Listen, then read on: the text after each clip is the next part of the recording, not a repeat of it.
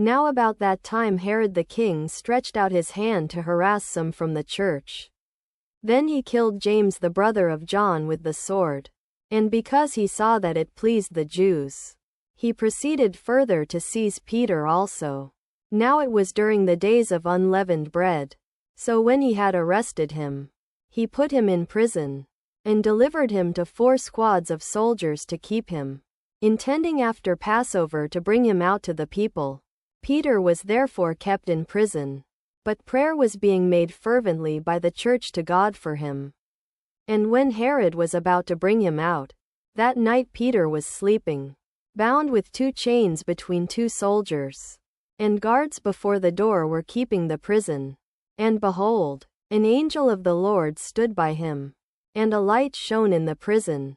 And he struck Peter on the side and raised him up, saying, "Arise quickly." Then his chains fell off his hands. And the angel said to him, "Gird yourself and bind on your sandals." So he did so. And he said to him, "Cast your garment around you and follow me." So he went out and followed him, and did not know that what was done by the angel was real, but thought he was seeing a vision. When they had passed the first and the second guard, they came to the iron gate that leads into the city, which opened to them of its own accord. And they went out and passed on through one street, and immediately the angel departed from him.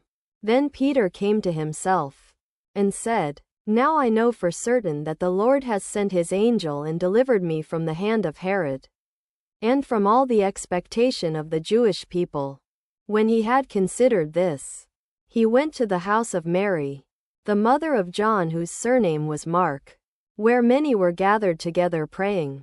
And as Peter knocked at the door of the gate, a servant girl named Rhoda came to answer.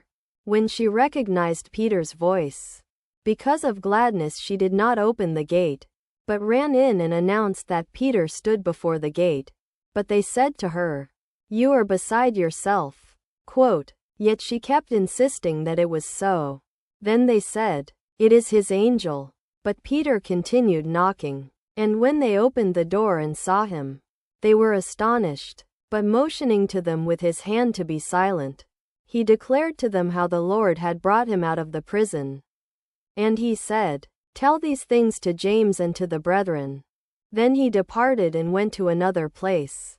Now as soon as it was day, there was no small disturbance among the soldiers as to what had become of Peter. And when Herod had searched for him and could not find him, he examined the guards and commanded that they should be put to death. Then he went down from Judea to Caesarea, and spent time there. Now Herod was angry with the people of Tyre and Sidon, but they came to him with one accord.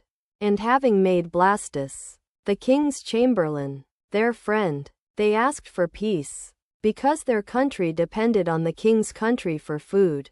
Now on a set day, Herod, arrayed in royal apparel, sat on his throne and gave an oration to them.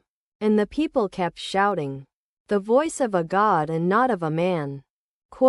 Then immediately an angel of the Lord struck him, because he did not give glory to God, and he was eaten by worms and died.